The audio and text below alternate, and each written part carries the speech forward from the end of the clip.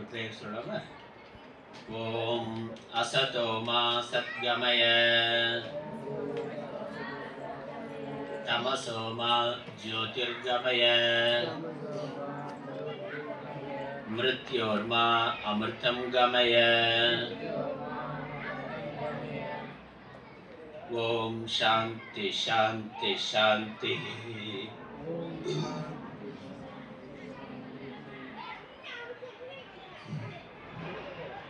போன வகுப்பில் நம்ம நேரம் முக்கியமானது, நேரம் வாழ்க்கையில் ரொம்ப முக்கியமானது, போனால் திரும்பி வராத ஒன்று. அப்புறம் எல்லாருக்கும் உலகத்தில் நேரம் சமமாக இருந்தாலும் அதை சரியாக திட்டமிட்டு பயன்படுத்துகிறவர்கள் சாதிக்கிறார்கள். சாதிக்கிறவர்களுக்குன்னு எக்ஸ்ட்ரா நேரம்லாம் கிடையாது. ஸ்கூலில் படிக்கிறான், ஒருத்தர் 100 மார்க் வாங்குறான்னா 100 மார்க் வாங்குறவனுக்கு எக்ஸ்ட்ரா ஏதாவது நேரம் இருக்காங்க? 28 மணி நேரம் இருக்காங்க. ஒருத்தர் 10 மார்க் வாங்குறான், ஒருத்தர் 100 மார்க் வாங்குறான். 2 பேருக்கு அதே நேரம் தான், அதே ஸ்கூல் தான், அதே டீச்சர் தான், அதே பாடம் தான். ஆனால் யார் அதை திட்டமிட்டு பயன்படுத்துகிறார்களோ அவர்கள் சாதிக்கிறார்கள். அதனால் நேரத்தோட முக்கியத்துவம் நமக்கு தெரிஞ்சிருக்கணும். அதை நம்ம திட்டமிட்டு பயன்படுத்துறது என்பது எப்படிங்கிறதும் தெரிஞ்சிருக்கணும் என்பதை பற்றி சுருக்கமாக ஒரு அறிமுகமாக பார்த்தோம். அதை பற்றி நம்ம இன்னும் அடுத்த வகுப்புகளில் தனியாக நேர மேலாண்மை எப்படியெல்லாம் நம்ம திட்டமிடலாம், நம்ம படிக்கிற வயசில் நமக்கு அதை எப்படி பயன்படுத்திக்கலாங்கிறத இன்னொரு வகுப்பில் பார்க்கலாம். ஆனால் இந்த நேரத்தை நம்ம திட்டமிட்டு பயன்படுத்தணும்னா நமக்கு ஒரு நோக்கம் இருக்கணும். இப்போ காலையில் ஞாயிற்றுக்கிழமை காலையில் தூங்கி எழுந்திருக்கிறாங்க. மற்ற நாளில் காலையில் எழுந்த உடனே வேலைக்கு போகணும், ஸ்கூலுக்கு போகணும், படிக்க போகணும், ஸ்கூலுக்கு போகணும்னு இருக்குது. இப்போ ஸ்கூல் வேன் 8 மணிக்கு வரும், 9 மணிக்கு வரும், 7 மணிக்கே வந்துருக்கு. ரொம்ப அவுட்டில் இருந்தாக்க 7 மணிக்கு வருது. எத்தனை மணிக்கு வருது உங்களுக்கு? 7 மணிக்கு. 7 மணிக்குள்ளே எழுந்து குளிச்சு ரெடியாகி டிஃபன் சாப்பிட்டு தயாராக இருக்கணும். 7 மணிக்கு தயாராக இருக்கணும்.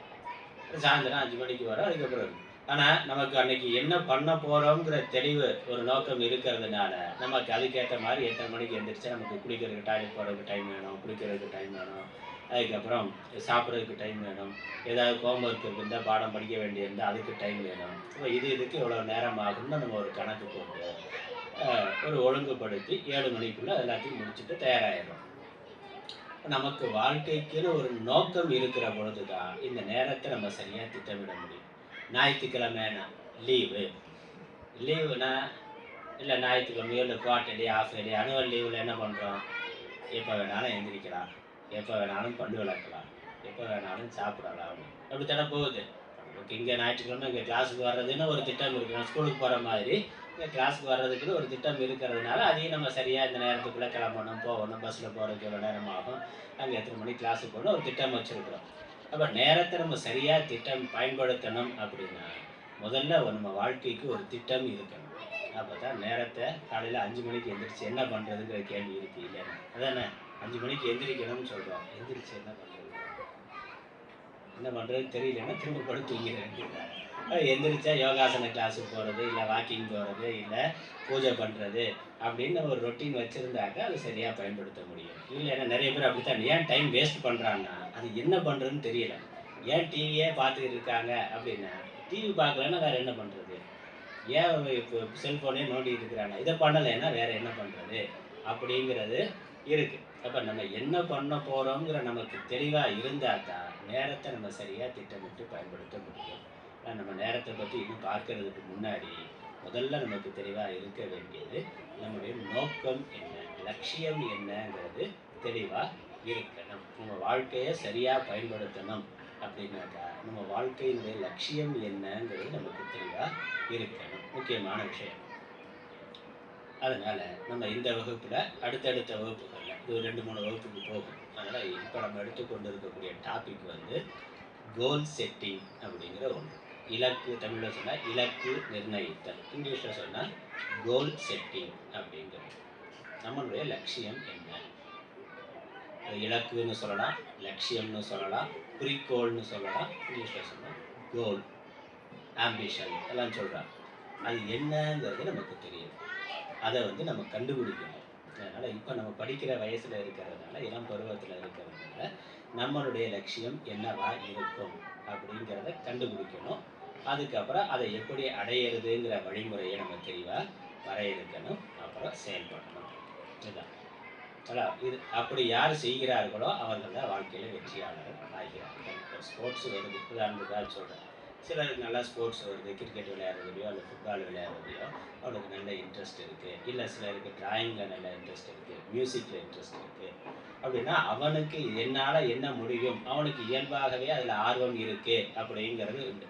அந்த ஆர்வமான துறையில் அவர்கள் தொடர்ந்து நல்லா பயிற்சி செய்கிற பொழுது அதுக்கு சரியான ஒரு கைடன்ஸ், ஒரு குரு, ஒரு மாஸ்டர் இருந்து அவரோட உதவியோடு சரியாக பயிற்சி பண்ணுற பொழுது அவர்கள் அதில் பெரிய சாதனையாளராக ஆகிறார்கள். அப்படி தானே இளையராஜா, ஏஆர் ரஹ்மான் பார்க்குறோம். அப்போ அவருக்கு சின்ன வயசுலேருந்து இசைத்துறையில் ஆர்வம், இசை நல்லா பண்ண முடியும், அதில் இயல்பாகவே அதில் ஆர்வம் இருக்குது, அது இயல்பாகவே ஒரு ஞானமும் இருக்குது.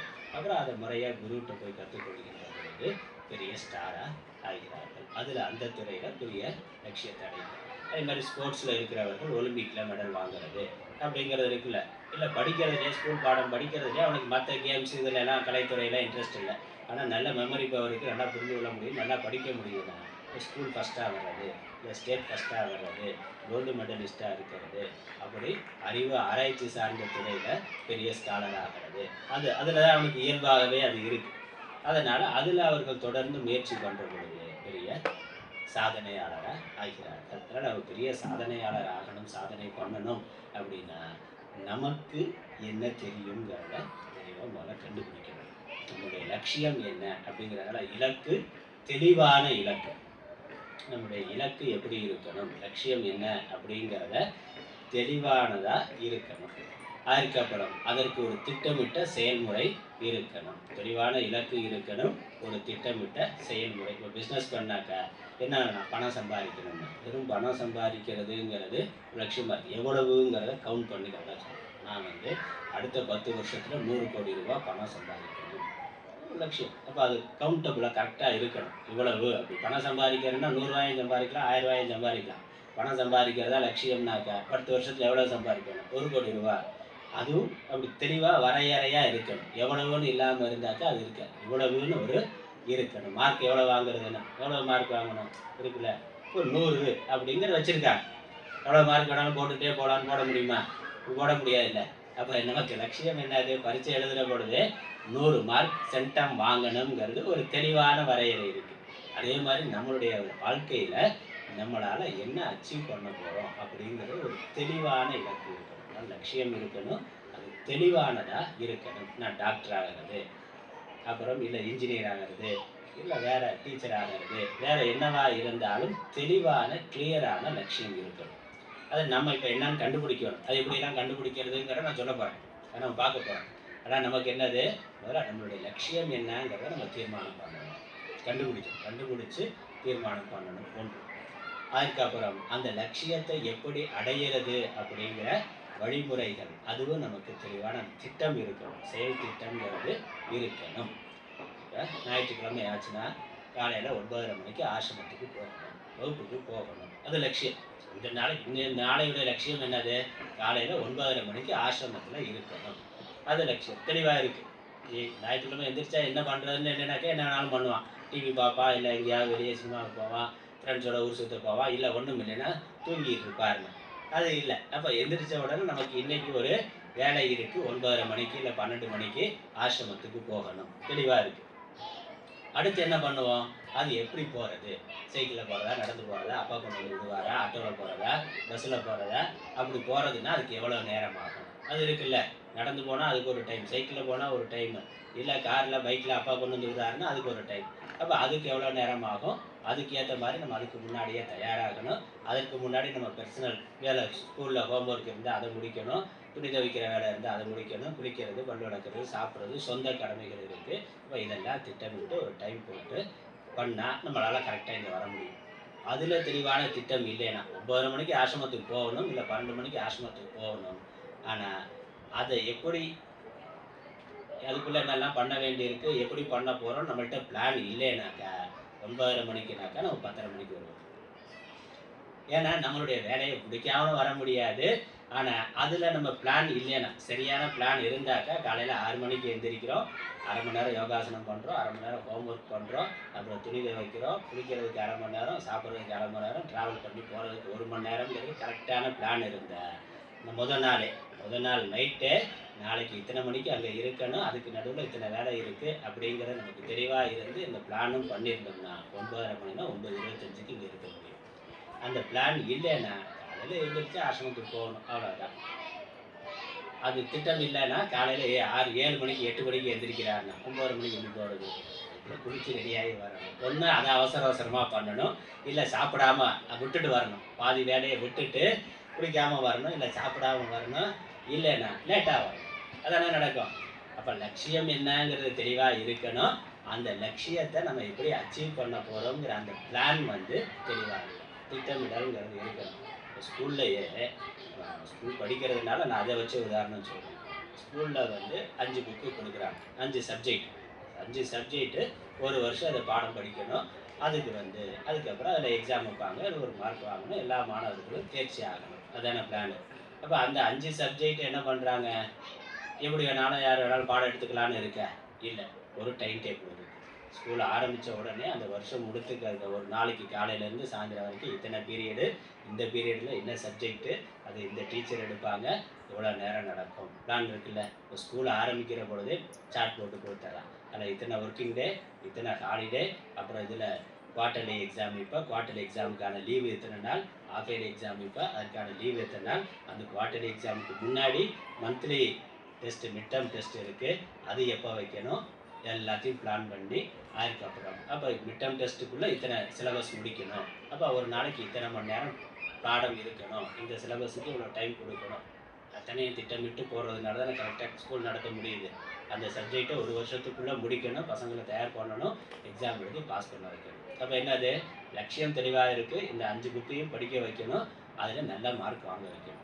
அதுக்கு ஒரு தெளிவான செயல்முறை இருக்குது. அதனால் திட்டமிட்ட செயல்முறை நம்ம எழுதுறதுன்னா, அப்புறம் நான் கடைசி எழுதி போடுறேன், ஸ்டெப் பை ஸ்டெப்பாக எழுதி போடுறேன். இப்போ முதல்ல தெளிவான இலக்கு என்னங்கிறது, தெளிவான இலக்கு இருக்கணும், அதை எப்படி அச்சீவ் பண்ணுறது அப்படிங்கிற தெளிவான செயல்முறை இருக்கணும். அதுக்கப்புறம் என்னது, இந்த 2 இருந்தால் போதுமா, அதுக்கு ஒர்க் பண்ணணும், அதுக்கு வேலை செய்யணும், அது கடின உழைப்பு. அதை நம்ம திட்டத்தை செயல்படுத்துறதுக்கு நம்ம உழைக்கணும். எல்லாம் டைம் டேபிள்லாம் கரெக்டாக காலையில் போட்டு வச்சுட்டேன். காலையில் 5 மணிக்கு எந்திரிக்கணும், யோகாசனம் பண்ணணும், குளிக்கணும், இதெல்லாம் டைம் டேபிள் போட்டு வச்சுட்டாரு. ஆனால் காலையில் 7 மணிக்கு எந்திரிக்கிறாருன்னா அப்போ என்னது, கஷ்டமாக இருந்தாலும் 5 மணிக்கு எந்திரிக்கணும்னு முடிவு பண்ணால் 5 மணிக்கு எந்திரிக்கணும். அதான் கடின உழைப்பு. அதுக்கு நம்ம உழைக்க தயாராக இருக்கணும். ஒலிம்பிக்கில் கோல்டு மெடல் வாங்கணுங்கிற கனவு மட்டும் இருந்தால் போதுமா?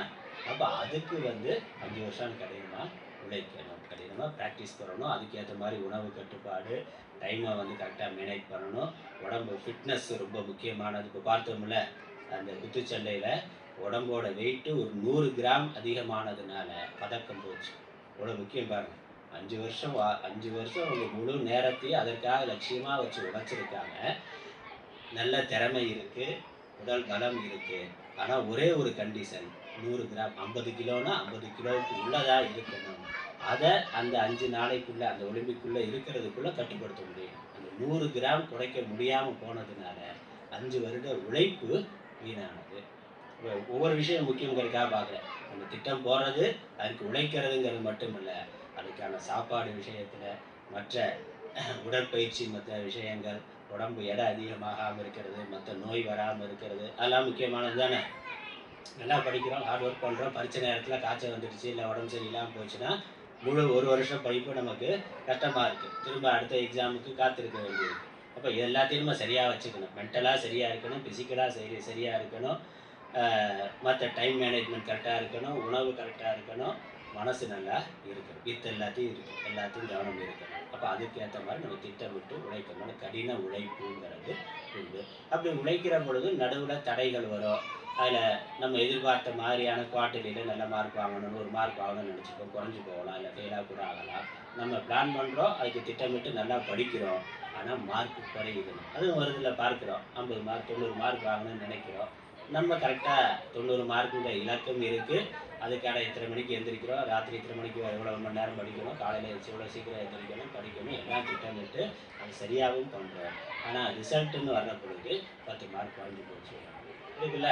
பார்க்குறோம், நம்ம ஃபஸ்ட் ரேங்க் வாங்கணும்னு நினைக்கிறோம், ஆனால் நமக்கு மேலே ஒருத்தர் ஃபஸ்ட் ரேங்க் வாங்குறோம், 1 மார்க்குனால செகண்ட் ரேங்க்குக்கு வந்துடுறோம் இருக்குல்ல. அப்போ அது என்னது, அது நம்ம எல்லாம் சரியாக இருந்தாலும் ஒரு திட்டமிடுதல் இலக்கு தெளிவாக இருக்குது, திட்டமிடுதல் சரியாக இருக்குது, கடின உழைப்பு இருக்குது. ஆனால் அதில் சில தோல்விகள் தடைகள் வருவதற்கான வாய்ப்பு எல்லா துறையிலையுமே உண்டு. அப்போ மனசு தளர்ந்து போகாமல் விடாமுயற்சிங்கிறத பண்ணணும். முக்கியமானது இந்த நாளும் வாழ்க்கையில் வெற்றி பெறுவதற்கு முக்கியமானது. வாழ்க்கையில் அச்சீவ் பண்ணணும்னா, ஒரு சாதிக்கணும்னாக்கா லட்சியம் முக்கியம், அதுக்கான தெளிவான திட்டமிடல் முக்கியம், அதுக்கு கடினமாக உழைக்கிறது முக்கியம். அதில் தடைகள் தோல்விகள் வர்ற பொழுது தளர்ந்து போகாமல் தொடர்ந்து முயற்சி பண்ணுறதுங்கிறது முக்கியம். முதல் முயற்சியிலே வெற்றி அடைந்தவர்கள்னு யாரும் கிடையாது. ஏதோ ஒரு சில விஷயங்கள் வேணால் வெற்றி அடையலாம், ஆனால் தொடர்ச்சியாக அப்படி நடக்கிறது இல்லை. பல முயற்சிகளுக்கு பிறகுதான் வெற்றிங்கிறது வரும். ஆனால் முயற்சி தோல்வி அடைகிற பொழுது அல்லது வெற்றி தாமதமாகிற பொழுது மனசு தளர்ந்து போகாமல் தொடர்ந்து முயற்சி பண்ணணும். தோல்வின்னு எடுத்துக்கொள்ளக்கூடாது, வெற்றி தாமதமாகுது. தோல்வி வெற்றி அடையலை அப்படின்னா என்ன அர்த்தம், வெற்றி தாமதமாகிறது. திரும்ப முயற்சி பண்ணலாம். நாளைக்கு இன்னைக்கு அச்சீவ் பண்ணலன்னா நாளைக்கு குவார்டர்லியில் நம்ம நினச்ச மார்க் வாங்க முடியலன்னா ஹாஃபர்லியில் வாங்கிடலாம், அதுவும் முடியலன்னா அடுத்த அனுவலில் வாங்கிடலாம். அப்படிங்கிற அந்த நம்பிக்கையோட தொடர்ந்து முயற்சி பண்ணணும். இந்த நாளும் தெளிவான இலக்கு, திட்டமிட்ட செயல்முறை, கடின உழைப்பு, விடாமுயற்சி, இதை முதல் பாயிண்டாக எழுதிக்கலாம். அதுக்கப்புறம் இது ஒன்னொன்னுக்குள்ளேயும் என்ன அப்படிங்கிறத பார்க்க ஒவ்வொரு வகையும் நம்ம பார்க்க போகிறோம்.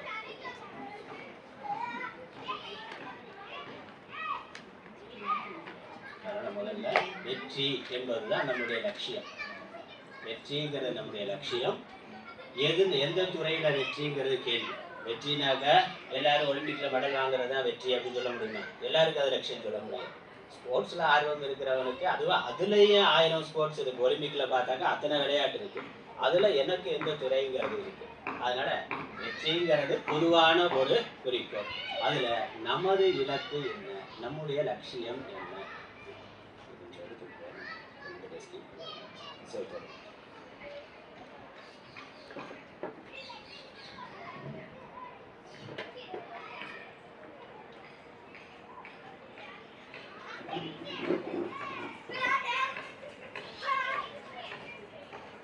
இலக்கு, நமது இலக்கு என்னன்னு இலக்கு நிர்ணயித்தல் போட்டுக்கலாம். முதல்ல என்னது, நமக்கு என்ன இலக்கு,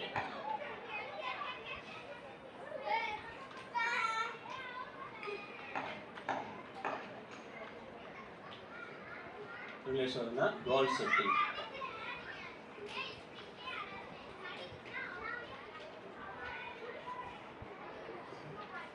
அதுக்கப்புறம் திட்டமிட்ட செயல்முறை.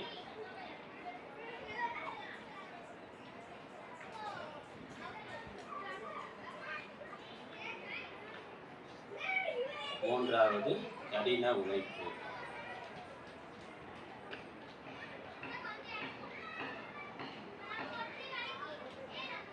நான்கு விடாமுயற்சி.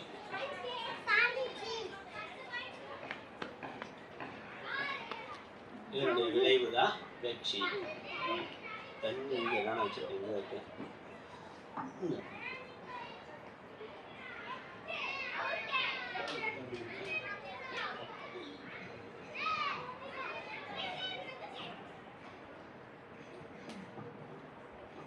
நாலு பாயிண்ட் நம்ம தனியாகவே ஒரு நோட்டு வச்சுக்கோங்க. நிறையா அடுத்தடுத்து பாயிண்ட்ஸ், நிறையா விஷயங்கள் நம்ம எழுதுவோம். ஒவ்வொரு டாப்பிக்காக பார்ப்போம். இதில் முதல் டாபிக் இலக்கு நிர்ணயித்தல்ங்கிறது. அதில் முக்கியமானது வெற்றி அப்படிங்கிறதுக்கு. வெற்றிக்கு என்ன தேவை, வாழ்க்கையில் வெற்றி பெறுவதற்கு என்ன தேவைன்னா 4 விஷயம் தெளிவாக இருக்கணும். ஒரு சக்ஸஸர் அப்படின்னா நம்முடைய லட்சியம் என்னங்கிறது தெளிவாக இருக்கணும், அதை எப்படி அடையிறதுங்கிற வழிமுறை தெளிவாக இருக்கணும், அதற்கு கடினமாக உழைக்கணும், அதுக்கப்புறம் தோல்விகள் வர்ற பொழுது தளராமல் விடாமுயற்சி பண்ணணும். அடுத்த பாயிண்ட் என்னது, இதில் இதுக்குள்ளே நம்ம ஒன்று ஒன்றா எடுத்து பார்க்க போகிறோம். தெளிவான இலக்கு, நம்முடைய லட்சியம் என்ன அப்படிங்கிறத முடிவு பண்ணணும்.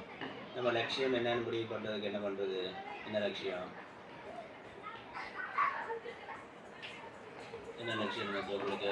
உங்களுக்கு ஒவ்வொருக்கும் தனித்தனியாக லட்சியம் இருக்கா? யாருக்கு உங்களுக்கு ஏதாவது ஏற்கனவே லட்சியம் முடிவு பண்ணியிருக்கீங்களா? ஏதாவது இந்த வருஷம் பாடத்தை ஒழுங்காக எழுதி பாஸ் பண்ணணும், அவ்வளோதான் லட்சியம். இந்த வருஷம் ஸ்கூல் பாடத்தை ஒழுங்காக படித்து பாஸ் பண்ணணுங்கிறத லட்சியம் தான்.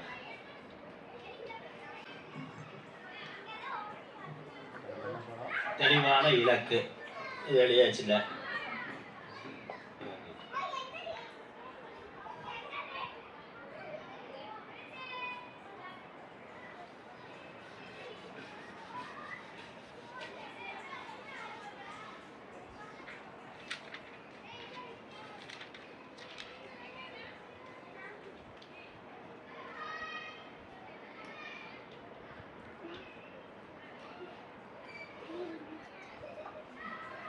உங்களை எத்தனை பேருக்கு ஸ்கூல் பாடம் படிக்கிறதுலே இன்ட்ரெஸ்ட் இருக்குது? எனக்கு படிக்கிறதா ஸ்போர்ட்ஸை விட மற்ற விஷயங்களை விட படிப்புல தான் ஆர்வம் அதிகம், நான் வந்து ஃபஸ்ட் கிளாஸ் ஃபஸ்ட் ரேங்க் வாங்குவேன் அப்படிங்கிறீங்களா யாராவது? ஸ்போர்ட்ஸில் ஸ்போர்ட்ஸில் என்ன ஸ்போர்ட்ஸு? கொக்கோவில். சரி, வேற?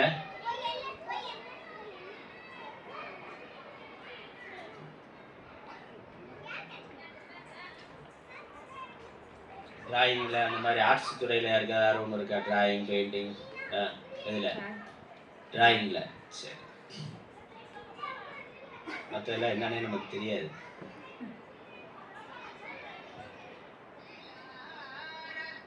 நம்மால் எதை இயல்பாக பண்ண முடியும் அப்படிங்கிறத யோசிக்கணும். சிரமம் இல்லாமல் எது பண்ண முடியுமோ அதுதான் நமக்கு வந்து நம்மளுடைய உடம்பு மனசு. அதாவது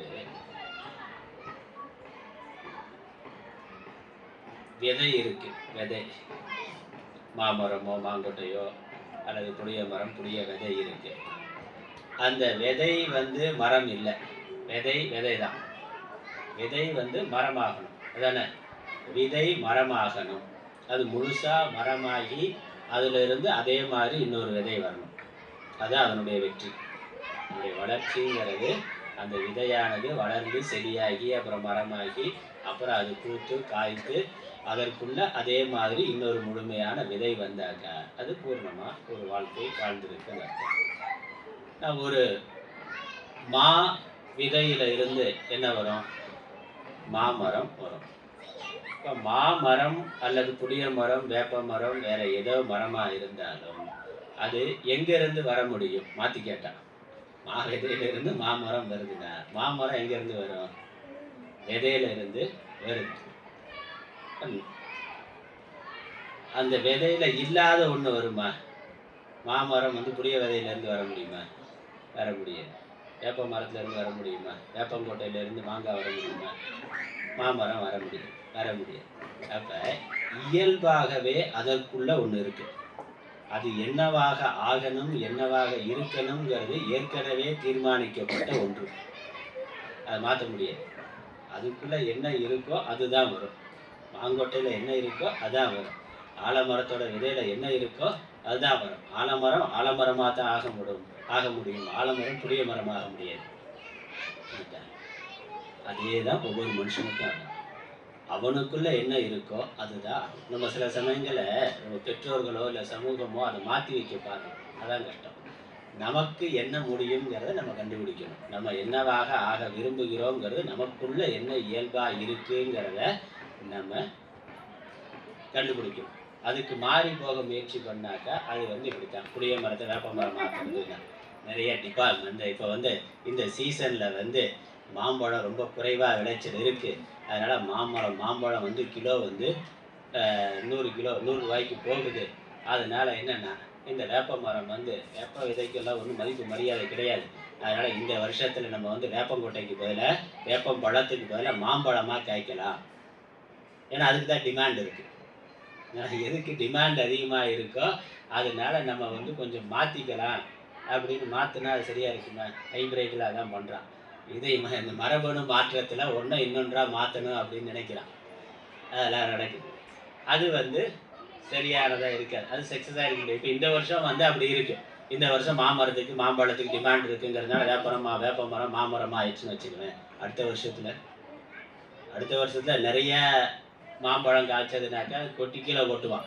கிலோ 10 ரூபாய்க்கு வந்துடும். தக்காளி எப்படி தானே பார்க்குறோம், 5 ரூபாய்க்கு 6 ரூபாய்க்கு விற்கிது. திடீர்னு ஒரு வருஷத்தில் 100 ரூபாய்க்கு விற்கிது, 200 ரூபாய்க்கு விற்கிது இருக்கு. அப்போ மாற்றிக்க முடியாது. இந்த வருஷம் நமக்கு இது டிமாண்டில் இருக்கனால நான் இந்த வருஷத்துக்கு மாற்றிக்கிறேன்னா அப்புறம் அடுத்த வருஷம் வேறு ஏதாவது மாறணும், அடுத்த வருஷம் அதுக்கு அடுத்த வருஷம் வேறு ஏதாவது மாறணும். கடைசியில் 10 வருஷத்தில் எது என்னத்தனுடைய ஒரிஜினல்னே தெரியாமல் போயிடும். அதுதானே நான் என்னவா இருந்தேன்னா என்னுடைய மூலம் என்னங்கிறதே நமக்கு தெரியாமல் போயிடும். உலகத்துக்காக சமூகத்துக்காக நம்மளை மாற்றிக்கிட்டே போனோம்னா இப்போ இதுக்கு தான் டிமாண்ட் இருக்குது, இந்த வருஷத்தில் இந்த பிஸ்னஸ் தான் அதிகமாக போகுது, அதனால் இந்த பிஸ்னஸை மாற்றிக்கிறேன்னா அப்புறம் அடுத்த வருஷத்தில் அடுத்த பிஸ்னஸ் மாற்றிக்கிறேன், அடுத்த பிஸ்னஸ் அப்படி தான் போனான். இன்ஜினியரிங் டிமாண்ட் இருக்குன்னு ஊரெல்லாம் இன்ஜினியரிங் காலேஜாக ஆரம்பித்தான். எல்லோரும் இன்ஜினியர் தான் போகணும்னு இன்ஜினியரையாக படித்தான். இப்போ என்னென்னா தெருவில் 4 இன்ஜினியர் இருக்கான், வேலை இல்லாமல் இருக்கிறான். அவனோட பரோட்டா மாஸ்டர் அதிகமாக சம்பளம் வாங்கிட்டு இருக்கிறார். ஸ்கூல் பக்கமே போகாத ஹோட்டலில் பரோட்டா போடுறவர் 18,000 ரூபா சம்பளம் வாங்குறாரு, 20,000 ரூபா சம்பளம் வாங்குறாரு. இன்னும் இன்ஜினியரிங் படிச்சுட்டு டீ கடையில் டேபிள் துடைச்சிட்டு இருக்கான் ஹோட்டலில். வேலை கிடைக்கல. ஏன்னா அத்தனை இன்ஜினியர் டிமாண்ட் இருந்ததுன்னு எல்லாரும் இன்ஜினியரிங்காக போனான். இப்படி ஒவ்வொரு சீசன்லேயும் படிப்பில் ஒவ்வொரு துறை இதுக்கு மாற்றி போனாக்கா அது அதனால தான் நிறைய பேர் படிக்கிறது அவங்க வாழ்க்கைக்கு வேலைக்கு சம்மந்தம் இல்லாமல் இருக்குது. அப்போ அது சரியான வெற்றி கிடையாது. எது வெற்றியாக இருக்குன்னா நமக்குள்ள எது இருக்குங்கிறத நம்ம மாமரமா புளிய மரமா வேப்ப மரமாங்கிறத நம்ம கண்டுபிடிக்கணும். இதில் இது உயர்ந்தது இது தாழ்ந்ததுங்கிறது கிடையாது. வேப்பங்கொட்டையாக இருந்தாலும் அதுக்குன்னு ஒரு மருத்துவ குணம் இருக்குது. வேப்பங்கொட்டை பண்ணுற வேலையை வேப்ப இலை பண்ணுற அந்த மருந்தை மாமரம் கொடுக்க முடியாது. மாமரம் வேப்ப மரத்துக்கு இணையாகாது, வேப்ப மரம் மாமரத்துக்கு இணையாகாது. பகவான் இதற்குன்னு ஒரு மகிமை வச்சிருக்கிறார், அதற்குன்னு ஒரு மகிமை வச்சிருக்கிறார். இது பண்ணுறது அது பண்ண முடியாது, அது பண்ணுறது இது பண்ண முடியாது. என்ன இருந்தாலும் ஆண் தான், பெண் தான், பெண் ஆணாக முடியாது, ஆண் பெண்ணாக முடியாது. பகவான் அதுக்குன்னு ஒரு உடல் அமைப்பு, மன அமைப்பு, அதுக்குன்னு ஒரு பர்பஸ் இருக்கு. அது அப்படித்தான் இருக்கிறது நல்லது. மாறுனா அது முழுமையானதாக இருக்குது, அறகுறையாக இருக்கும். அதனால் அதை புரிஞ்சுக்கணும். அப்போ நம்மளுடைய இலக்கு என்னன்னா எல்லாரும் சொல்கிற மாதிரி இப்போ இந்த 10வது 12வது ஃபஸ்ட் ரேங்க் வாங்கினோடனே கேட்பான், உங்கள் இலக்கு என்னென்னா? உடனே டாக்டர் ஆகணும், டாக்டர் ஆகணும், இல்லை இன்ஜினியர் ஆகணும், அப்படி எதாவது சொல்லிகிட்டு இருப்பான். டாக்டர் இன்ஜினியர் தவிர வேற தொழிலே இல்லையான்னு உலகத்தில் இருக்குது. அது நமக்கு தெரியாமல் இருக்கும். அப்படி இருக்கு. அதனால் நம்முடைய திறமை என்ன? அது படிப்புல நல்லா வந்தால் அது படிப்புலேயே மேத்ஸ் நல்லா வருதா, சயின்ஸ் நல்லா வருதா, இல்லை இங்கிலீஷ் நல்லா வருதா, தமிழ் நல்லா வருதா, அதுக்குள்ளே சப்ஜெக்டில் டிஃப்ரெண்ட் இருக்குல்ல. மேத்ஸ் நல்லா வரும், தமிழ் சரியாக வராதுன்னு ஆள் இருக்கான். தமிழ் நல்லா வரும், மேத்ஸ் சரியாக வராது. இப்போ அறிவு சார்ந்த துறை தான் படிப்பில் இன்ட்ரெஸ்ட் அதிகம். மற்ற எல்லாத்துலேயுமே 80 மார்க் மேலே வாங்குவார்னா, ஆனால் மேத்ஸில் மட்டும் சென்டம் வாங்குவார், தமிழில் மட்டும் சென்டம் வாங்குவார். அப்போ அதில் ஒரு அறிவு சார்ந்தது தான். எல்லாத்துலேயும் நல்லா படிப்பான், நல்ல மார்க் வாங்குவான். ஆனால் அதுலேயும் ஒன்று அப்படிங்கிறது இருக்குது. இப்போ படிப்பு சார்ந்ததாக நம்மளுடைய வாழ்க்கையை வச்சுக்க போகிறோம். அந்த மாதிரி நல்லா படிக்க முடியுது, நல்ல மனப்பாட சக்தி இருக்குது, நல்லா ப்ரெசென்ட் பண்ண முடியும், 80-90 மார்க் வாங்க முடியும்னா அது சார்ந்த அறிவு ஆராய்ச்சி சார்ந்த துறையில் நம்ம போகலாம். இல்லை இயல்பாகவே நமக்கு ஸ்போர்ட்ஸில் ஆர்வம் இருக்குது அப்படின்னா ஸ்போர்ட்ஸு துறையை நம்ம தேர்ந்தெடுக்கணும். அதில் ஒரு ஸ்போர்ட்ஸ் அதுலேயும் 1000 இருக்குது. ஆனால் நமக்கு இதில் இன்ட்ரெஸ்ட் இருக்குது. நம்ம ஒன்று ஃபிசிக்கலாகவும் பார்க்கணும், ஃபிசிக்கலாகவும் நமக்கு அதுக்கான ஃபிட்னஸ் இருக்கா, அப்புறம் மென்டலாகவும் நம்ம அதுக்கு தயாராக இருக்கிறோம், நம்மளால் அதுக்கு பிடிச்சதா இருக்கா அப்படிங்கிறத பார்க்கணும். இல்லைனாக்கா கலைத்துறை இருக்குது, ஓவியம் இருக்குது, சிற்பம் இருக்குது, இசை இருக்குது. இதெல்லாம் ஸ்கூலில் சொல்லித்தரணும், எதுவுமே சொல்லித்தர மாட்டேங்கிறான். அது கஷ்டமாக இருக்குது. ஸ்கூலில் என்ன பாடம் இருக்கணும், அந்த 5 சப்ஜெக்டை தவிர வேறு எதுவும் கிடையாது. ஸ்போர்ட்ஸுக்கு கூட முக்கியத்துவம் கொடுக்கறது இல்லை. இந்தியா இவ்வளோ பெரிய நாடாக இருக்குது, ஒலிம்பிக்கில் எவ்வளோ பதக்கம் வாங்கணும்னா 64வது 65வது இடத்துல இருக்கான். உலகத்தில் பெரிய நாடாக, பெரிய வல்லரசு நாடாக, 3வது 5வது பெரிய நாடாக இருக்குது. 150 மக்கள் தொகையில் பார்த்தா சீனாவுக்கு அடுத்து உலகத்தில் 2வது மிகப்பெரிய மக்கள் தொகை உடைய நாடாக இருக்குது. முதல்ல சீனா இருக்குது, அடுத்து இந்தியா இருக்குது. அதையும் நம்ம கடந்து போயிடுவோம். இன்னொரு 10-20 வருஷத்தில் 2050 இந்தியா தான் முதல்ல இருக்குங்கிறான்.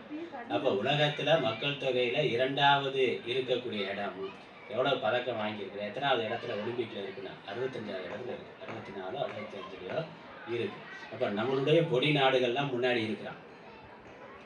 இப்போ நமக்கு அது முக்கியத்துவம் கொடுக்கல. ஸ்கூலில் பாடத்தில் ஸ்போர்ட்ஸுக்கோ அல்ல மற்ற கலைத்துறைகள், பாட்டுக்கோ டான்ஸுக்கோ இதெல்லாமே வாழ்க்கைக்கு தரதானே. இப்போ டான்ஸ்லேயே பெரிய சாதனை பண்ணவங்க இருக்காங்க, பாட்டில் பெரிய சாதனை பண்ணவர்கள் எவ்வளவோ கர்நாடக சங்கீத வித்வான்கள் எத்தனையோ பேர் இருக்கிறார்கள்.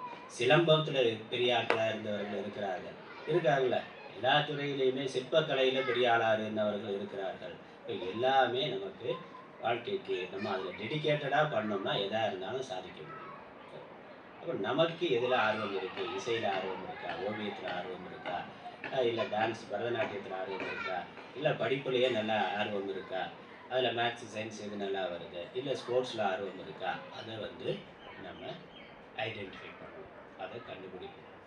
அதுக்கு மேலே நம்ம அதிகமாக முயற்சி கொடுத்து அது சார்ந்த நிறைய விஷயங்கள் தெரிஞ்சுக்கணும். இயல்பாக நமக்கு வரக்கூடிய ஆர்வம் ஒன்று. விதை சொன்னேன், விதையில் அதுக்குன்னு இயல்பாக அதுக்குள்ளே என்ன இருக்கோ அது இருக்குது.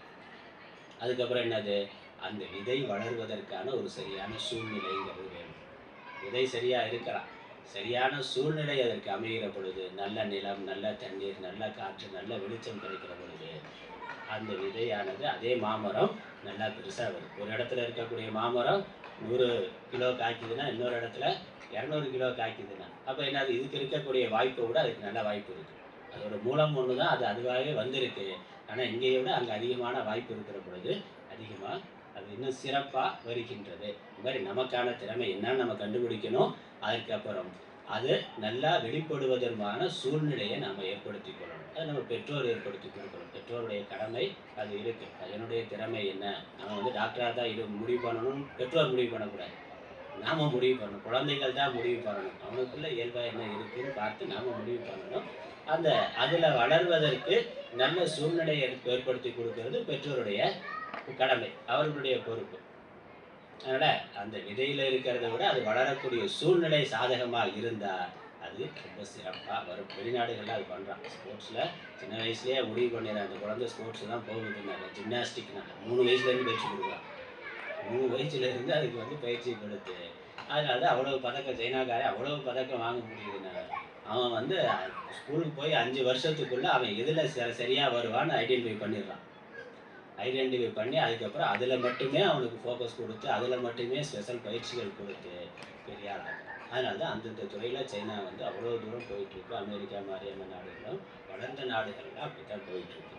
நமக்கு அப்படியான இல்லைனால நமக்கு நம்மளுடைய திறமையை நம்ம கண்டுபிடிக்கணும். அது எங்கே இருந்தால் சிறப்பாக பண்ண முடியும் அப்படிங்கிறத அதற்கான சூழ்நிலை ஒன்று பெற்றோர்கள் அமைச்சு கொடுக்கணும், இல்லைன்னா நமக்கான சூழ்நிலையை நாமளே ஏற்படுத்தி கொள்ளணும். நமக்கு இன்னைக்கு லேட்டாக ஆரம்பிச்சதுனால டைம் ஆயிடுச்சு. இப்போ அடுத்த வகுப்பில் நம்ம அடுத்த வாரத்தில் என்ன பண்ண போகிறோம்? நம்மளுடைய பொதுவாக ஒரு இலக்கு தேவை, அதுக்கு திட்டமிட்ட செயல்முறை இருக்கணும் அப்படின்னு சொல்லியிருக்கிறேன். நம்மளுடைய இலக்கை எப்படி நம்ம ஐடென்டிஃபை பண்ணுறது அப்படிங்கிறதுக்கு சில டெக்னிக்ஸ் இருக்குது. அது நம்ம அடுத்த வாரத்தில் பார்க்கலாம். இப்போ நமக்கு நேரமாச்சு சாப்பாடு. அதனால் எப்படி நான் ஒரு விஷயம் சொல்கிறேன், நீங்கள் எழுதி வச்சுக்கோங்க, நோட்டில் எழுதி வச்சுட்டு அடுத்த வாரத்தில் நீங்கள் வீட்டிலேயே பண்ணிட்டு வந்துடலாம், ஒரு ஹோம்ஒர்க். அதனால் யோசிக்கிறதுக்கு ஒரு டைம், உங்களுடைய இலக்கு என்னன்னு ஐடென்டிஃபை பண்ணுறதுக்கு 3 பாயிண்ட் சொல்கிறேன். 3 விதமாக நம்ம யோசித்து பார்த்து கண்டுபிடிக்கலாம். 3 பாயிண்ட்டு. 1, நீ வந்து உன்னுடைய முயற்சியை சரியாக செஞ்சால் நீ தோற்கவே மாட்டாய், கண்டிப்பாக நீ ஜெயிப்ப. நான் கடவுள், நான் வந்து உனக்கு வரம் கொடுக்குறேன், நீ என்ன சாதிக்கணும்னு நினைக்கிறியோ அதை நிச்சயமாக சாதிப்ப அப்படின்னு சொல்லி நான் உனக்கு வரம் கொடுத்துட்டேன். அப்போ மேடம் கண்டிப்பாக நடக்க செய்யும், நடக்கும். அப்படி இருந்தால் நீ எதை தேர்ந்தெடுக்க? நீ என்ன செய்ய நினைக்கிறாயோ, எதை அடைய விரும்புகிறாயோ அதை கண்டிப்பாக நீ அடைவாய் அப்படின்னு நான் உனக்கு வரம் கொடுத்தா, கடவுள் வந்து வரம் கொடுத்தா, நீ என்ன செய்ய நினைக்கிற? அந்த பாயிண்ட்டை மட்டும் எழுதி வச்சுங்க. அது என்னங்கிறத நீங்கள் யோசித்து பார்த்து முடிவு பண்ணுவாங்க. இது இப்படி யோசிக்கலாம். அதனால் எனக்கு உண்மையிலேயே எதில் விருப்பம் இருக்குது, நான் பரதநாட்டியத்தில் சூப்பர் ஸ்டார் ஆகணும். நீ என்ன நினைக்கிறியோ கண்டிப்பாக அது நீ ஆவாய் அப்படின்னு கடவுள் வந்து வரம் கொடுக்குறாருன்னா நீ என்னவாக நினைப்பாய்? அது ஒரு பாயிண்ட். அதனால் நான் என்னவாக நினைக்கிறேன். நீ தோற்கவே மாட்டாய் என்றால் எதை தேர்ந்தெடுப்பாய்? அதான் முதல் பாயிண்ட். நீ கண்டிப்பாக உனக்கு தோல்வி கிடையாது, நீ என்ன நினைக்கிற கண்டிப்பாக அச்சீவ் பண்ணுவேன்னு சொன்னால் நீ எந்த துறையை தேர்ந்தெடுப்பாய்? நமக்கு அதில் ஒரு பயம் இருக்குது, அதில் போனால் சக்ஸஸ் ஆக முடியாதோ அல்லது பணம் சம்பாதிக்க முடியாதோ அப்படிங்கிற ஒரு பயம் இருக்குது. அதனாலேயே நம்ம முடிவு பண்ணாமல் இருக்கிறோம். கண்டிப்பாக அதில் சக்ஸஸ் ஆகும் அப்படிங்கிற ஒரு இது இருந்தால், வரம் இருந்தால் எதை தேர்ந்தெடுப்பாய்? தோற்கவே மாட்டாய் என்றால் எதை தேர்ந்தெடுப்பாய்? அப்படி யோசிக்கலாம். அல்லது இன்னொரு விதமாக யோசிச்சாக்க, இன்னும் ஒரு உன்னுடைய 50 வயசுல, உங்களுடைய 50 வயதுல, இப்போ 15 வயசுல இருக்கோம்னு வச்சுக்கோங்க, 10 வயசோ 15 வயசுல இருக்கும், 50 வயசுல நீ எப்படி இருக்கணும்னு கனவு காணும். 50 வயசுல நான் உனக்குன்னு ஒரு கனவு இருக்குல்ல, ஒரு எண்ணம் இருக்குல்ல, 50 வயசுல நான் இப்படி இருக்கணும். இப்போ எந்த துறை நான் வந்து இப்படி இருக்கணும்னு நீ என்னவாக இருக்க. நான் 50 வயதுல ஒரு பெரிய டாக்டர் மருத்துவம் படிக்க இப்போ விரும்புகிறான்னு நினச்சிக்குவேன். 50 வயசுல எப்படி இருக்குன்னு நினைக்கிறேன்னு என்னது, இந்தியாவிலேயே நம்பர் 1 டாக்டராக இருக்கணும், அல்லது பெரிய கிளினிக் வச்சு இந்த துறையில் நான் வந்து நம்பர் 1 டாக்டராக இருக்கணும் அப்படின்னு நினைக்கிறேன்னா, இல்லை ஒலிம்பிக்கில் ஒரு கோல்டு மெடலிஸ்டாக இருக்கணும், ஒரு கின்னஸ் ரெக்கார்ட் பண்ணவராக இருக்கணும், அல்லது சிறந்த ஆசிரியராக இருக்கணும், ஏதோ ஒன்று. 50 வயசுல உன்னுடைய வாழ்க்கை எப்படி இருக்கணும்னு நினைக்கிறேன். ஒரு பெரிய பங்களா, காரு, நல்ல மனைவி, மக்கள், வேற என்ன அது சார்ந்தா என்னவோ 50 வயசுல நீ என்னவா இருக்கணும்னு நினைக்கிற அப்படிங்கிறத பற்றி நீங்கள் கற்பனை பண்ணி, யோசனை பண்ணி, முடிவு பண்ணி எழுதி வைங்க. பேப்பரில் தீங்க. 50 வயசுல என்னுடைய வாழ்க்கை இப்படி இருக்கணும். உன்னுடைய வாழ்க்கை கதை சுயசரிதை 50 வயசுல எழுதுறேன்னு வச்சுக்கவேன். அப்போ என்ன எழுதுவேன், எப்படி இருக்கணும், அதை பற்றிய கனவு. இப்போ அது வந்து இப்போ நமக்கு அப்படி ஆவோங்கிறது நிச்சயமாக ஆவோங்கிற கேரண்டி முன்னாடி கொடுத்தாச்சு. அப்படி ஆகிவிட்டால் என்னுடைய வாழ்க்கை எப்படி இருக்கும், 50 வயசுல நான் எப்படி இருப்பேங்கிறத பற்றி, என்னை சுற்றி என்ன இருக்கோ, எப்படி இருக்கோ, நான் என்ன தொழில் பண்ணுவேன், என்ன இருக்கோ அப்படிங்கிறத பற்றி ஒரு கட்டுரை நீங்கள் தான் எழுதலாம். இது ஒன்று. அல்லது இன்னொரு விதமாக இதே லட்சியத்தை கண்டுபிடிக்கிறதுக்கான வழிமுறை ஒன்று அப்படி யோசிக்கிறது, அல்லது இப்படி யோசிக்கிறது. இன்னொன்று, இப்போ நான் உங்கள்கிட்ட ஒரு 50 கோடி ரூபா கொடுக்குறேன். கொடுத்தா அந்த 50 கோடி ரூபாய் நீ என்ன பண்ணுவ? கொடுக்குறேன்னு வச்சுங்க, அடுத்த வாரம் நீங்கள் வர்றபோது உங்கள் கையில் ஒரு செக்கு கொடுக்குறேன். ஆளுக்கு 50 கோடி ரூபாய்க்கு செக்கு நான் கொடுக்குறேன். கொடுத்தா அந்த 50 கோடி ரூபாயை எப்படி நீங்கள் செலவு பண்ணுவீங்க? ஃபார்முலா 4 கார் ரேஸில் கலந்துக்குவேன் அப்படியா? இல்லை ஒரு பெரிய சினிமா தியேட்டர் கட்டுவேன், இல்லை ஒரு சினிமா படம் எடுப்பேன்னா, நான் ஒரு பெரிய படம் ப்ரொடியூசராக படம் எடுப்பேன்னா, ஏதோ ஒன்று 50 கோடி ரூபா நான் இப்போ உங்கள் கையில் கொடுத்தேன், என்ன பண்ணுவீங்க? பெரிய ஸ்டார் ஹோட்டல் கட்டுவேன், இல்லை பெரிய ஸ்கூல் கட்டுவேன், பெரிய ஹாஸ்பிட்டல் கட்டுவேன், எதுனாலும் பண்ணலாம்ல, என்ன வேணாலும் பண்ணலாம். இல்லை 50 கோடி ரூபாயை ஒரு 50 எல்லாருக்கும் பிரித்து கொடுத்துருவேன், ஏழைகளுக்கெல்லாம் பிரித்து கொடுத்துருவேன், அது கூட பண்ணலாம், என்ன வேணாலும் பண்ணலாம். ஆனால் இது வந்து ஸ்கூலில் கட்டுரை எழுதுகிற மாதிரி எழுதக்கூடாது. நான் முதலமைச்சர் ஆனால் அப்படிங்கிறதா இல்லை. இது உங்கள் தனிப்பட்ட வாழ்க்கை. நீ 50 கோடி ரூபாய் இப்போ கொடுத்தா உன்னுடைய வாழ்க்கையை நீ எப்படி வச்சுக்க, அதை யோசித்து எழுதுங்க. அப்புறம் அடுத்த ஒரு பாயிண்ட்டு, 4வது பாயிண்ட். 3 சொல்லியிருக்கேன், 3ல் எப்படி வேணாலும் யோசிக்கலாம். தோற்கவே மாட்டாய்னா நீ எந்த துறையை தேர்ந்தெடுப்பாய், 50 வயசுல நீ எப்படி இருப்பாய் அதை பற்றி, அல்லது 50 கோடி ரூபா நான் இப்போ கொடுத்தா நீங்கள் என்ன செய்வீங்க அப்படிங்கிறத பற்றி, அல்லது இன்னொரு, இதை வந்து தீர்மானம் பண்ணுறது அவ்வளோ எளிதானது கிடையாது. அதனால நிறைய சாய்ஸ் வச்சுட்டு அதுலேருந்து ஒன்றை தேர்ந்தெடுக்கிற மாதிரி இருந்தால் ஈஸியாக இருக்கும். அதனால அடுத்த பாயிண்ட் என்ன சொல்கிறேன், ஒரு 10 பாயிண்ட் நீங்கள் எழுதுங்க. ஒரு 10 பாயிண்ட். என்னுடைய லட்சியத்தில் இதெல்லாம் இருக்குது. 10 அம்சம், 10 அம்ச கொள்கை, 10 அம்சம், ஒரு 10 பாயிண்ட். நான் இந்த துறையில் எனக்கு நமக்கு இப்போ வந்து எல்லா துறையிலையும் ஆர்வம் இருக்கும். படிக்கிறதுலேயே ஆர்வம் இருக்குது, ஆன்மீகத்திலேயே ஆர்வம் இருக்குது, பரதநாட்டியத்திலே ஆர்வம் இருக்குது, அப்புறம் கல்யாணம் பண்ணிவிட்டு குடும்பம் நல்ல சந்தோஷமாக இருக்கணுங்கிற ஆர்வம். இப்படி 10 பாயிண்ட், ஒரு 10 லட்சியம். லட்சியத்தில் 10 லட்சியம் எழுதுகிறோம். அதை எழுதிட்டு வாங்க. அதுக்கப்புறம் என்ன பண்ணலான்னு பார்க்கலாம். அதில் ஒன்றை தேர்ந்தெடுக்கு. 10 சாய்ஸ் இருக்குது, நமக்கு 10 சாய்ஸ் இருக்குது. 10ல் ஒன்றை தேர்ந்தெடுக்கிறது அப்புறம் பார்க்கலாம். ஆனால் இப்போ வந்து 10 துறைகளில் நீ சைன் பண்ணலாம் அப்படின்னாக்கா அந்த 10 துறைகள் என்ன பண்ணுவீங்க, எது அப்படிங்கிறத ஒரு எழுதிட்டு வரலாம். பண்ணலாமா? அவ்வளோதான். புரியுதுல? ஒரு 10 லட்சியம். இதில் அல்லது சாய்ஸ்னால் இதில் அல்லது இதில் பண்ண முடியலன்னா அதில் பண்ணுவேன், இல்லை இதுவும் பண்ணுவேன் அதுவும் பண்ணுவேன். இதுவும் விருப்பம் இருக்குது, அதுவும் விருப்பம் இருக்குது, சொல்லலாம், ஒன்றும் தப்பு இல்லையா? காரும் வச்சுக்கலாம், பைக்கும் வச்சுக்கலாம். கார் வச்சுட்டா பைக் வச்சுக்கூடாதுன்னு ஒன்றும் இல்லையா? இருக்கலாம். ஆன்மீகத்தில் இருந்து கொண்டு சிறந்த உலக வாழ்க்கையில் சிறந்த டாக்டராக இருக்கலாம். அப்போ ஆன்மீகத்துறையிலையும் நான் நல்லா இருக்கணும், அறிவியல் துறையிலையும் நல்லா இருக்கணும். பண்ணலாமே, பண்ணக்கூடாது. அப்படி எல்லா துறையிலையும் இருக்கிறவர்கள் இருக்கிறார்கள்ல, இது இருக்கிறார், அது இருக்கிறார். அந்த மாதிரி என்ன பண்ண போகிறோம்? 10 இலக்கு, 10 லட்சியம் ஒரு ஐடென்டிஃபை பண்ணி எழுதுங்க. சாய்ஸில் இது இல்லைன்னா அது, அது இல்லைன்னா அது, அது இல்லைன்னா ஒரு 10. அதற்கப்புறம் அதில் எது நமக்கு சூட் ஆகுங்கிறத கடைசியாக பார்க்கலாம். இதுதான் விஷயம். இதோட நம்ம வகுப்பை முடிச்சிடலாம். நேரமாச்சு, ஒன்றே கலாச்சு.